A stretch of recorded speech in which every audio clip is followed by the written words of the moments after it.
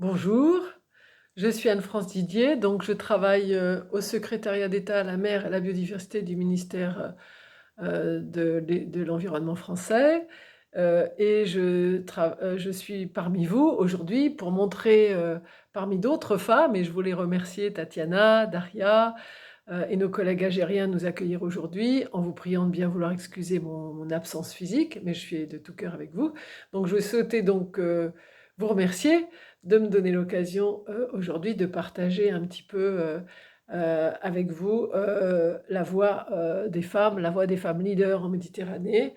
euh, et poste que j'occupe, si on peut dire, du fait de ma présidence pour 2 ans de la Commission méditerranéenne de développement durable, et je suppose un petit peu de mon parcours dans la fonction publique française, puisque j'ai eu la chance, hein, après des études d'ingénieur, d'intégrer donc les ministères, et notamment le ministère de l'Environnement que j'ai pu quitter, pour pouvoir exercer quelque chose qui était passionnant pour moi, qui le reste, c'est la question de la protection de l'environnement, de l'océan et des sujets de développement durable. Alors, j'ai réfléchi un petit peu à cette question du leadership homme-femme. Il me semble que la première des choses qui fait que quelqu'un est un leader, homme comme femme, c'est le fait d'avoir une vision, une idée, un objectif, quelque chose auquel on croit et que l'on arrive à partager. Pour moi, c'est l'océan, c'est la question de développement durable. Et donc, au fur et à mesure du temps, des compétences qui se sont solidifiées, la capacité à pouvoir faire partager cette vision, ces objectifs de façon sincère, engagée, ambitieuse, ça permet, je pense, d'exercer un certain leadership, d'entraîner des collectifs de travail autour de vous, des équipes qui voient que vous êtes engagé, que vous êtes sincère, que vous y croyez et à qui vous transmettez cette, cette vision, qui sont d'accord pour la partager, qui trouvent du sens à faire cela avec vous. Et je pense que c'est ça le plus important dans le leadership, c'est cette espèce de capacité à entraîner vers un objectif, vers une vision, vers quelque chose qui fait du sens. Alors je ne pense pas que les hommes soient plus doués que les femmes, et réciproquement. Je pense surtout que la différence peut-être, c'est que nous les femmes, on le sait, nous sommes beaucoup plus investis que le genre masculin dans certains métiers, la santé, le bien-être, l'éducation, et un certain nombre de choses comme ça, et notamment l'environnement. On voit énormément de personnes féminines dans nos sociétés s'engager là-dessus. Je pense que ça fait partie un peu de nos ADN, peut-être de nos fonctions écologiques, de mères, de femmes,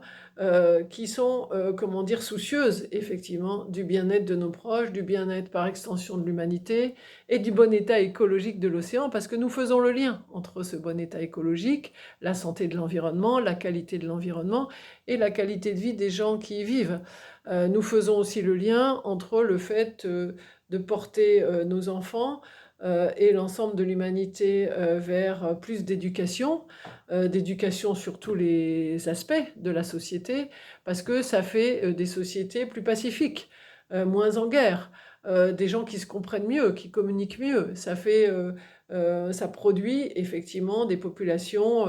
où on arrive à contrebalancer l'excès d'agressivité initiale masculine par une meilleure compréhension, plus d'intelligence collective. Donc ça, c'est une chose aussi qui me paraît importante et que nous, beaucoup de femmes portent. C'est la question de l'éducation des hommes, l'éducation des femmes pour leur permettre d'accéder à un certain niveau social, à l'équité, à la reconnaissance par leur père, mais aussi l'éducation des hommes pour leur faire comprendre l'importance dans les sociétés d'avoir à égalité des hommes et des femmes, des gens différents, des scientifiques, et bien des gens qui ont aussi qui travaillent sur les sciences humaines, des artistes, des sportifs, des minorités, des personnes qui pensent différemment, parce qu'en fait, au fond, ce qui nous permet aujourd'hui de résoudre des questions compliquées, c'est pas tellement un ordre donné d'une position hiérarchique dans un ministère et qui descend. Ça, c'était dans le temps, dans le passé. Maintenant, et c'était pas forcément idéal. Maintenant, en fait, on a à résoudre des choses tellement compliquées qu'il faut beaucoup plus d'intelligence que celle-là. Il faut mobiliser toute l'intelligence collective qu'on peut mobiliser autour des sujets et des questions à résoudre. Enfin, moi, j'y crois beaucoup, et c'est pour ça que depuis plusieurs années, je me suis investie dans des collectifs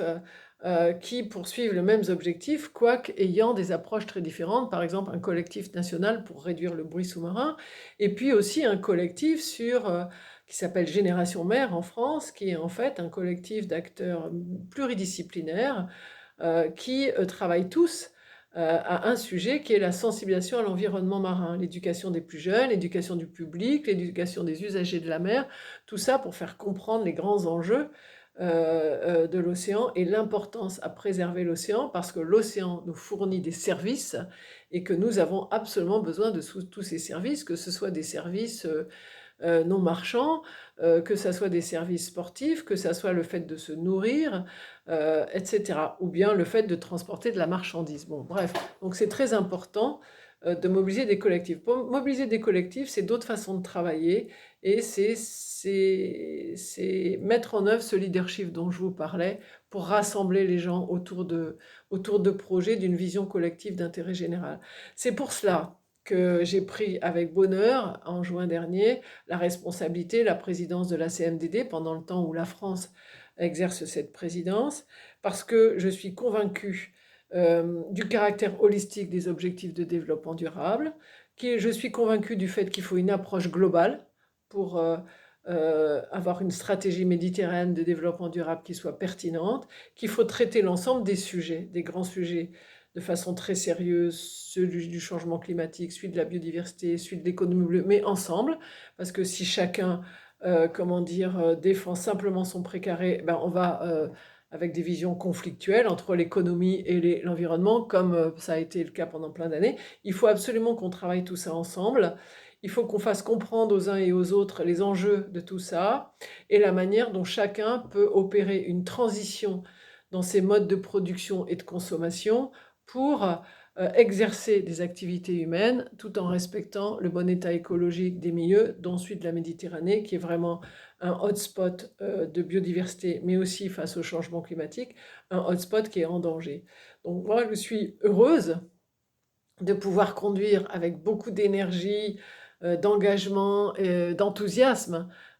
cette partie avec vous, avec Patricia, Elias et toute l'équipe, de promouvoir un certain nombre d'initiatives phares qui vont venir concrétiser ce que je viens de vous dire, et notamment la vision intégrée des choses, c'est-à-dire une initiative femmes pour les femmes leaders, une initiative phare pour intégrer les jeunes aussi, des initiatives pour protéger la posidonie, des initiatives pour avoir un tourisme durable qui ait des retombées positives pour toutes les communautés, mais qui soit aussi source de développement local, durable, etc. Donc,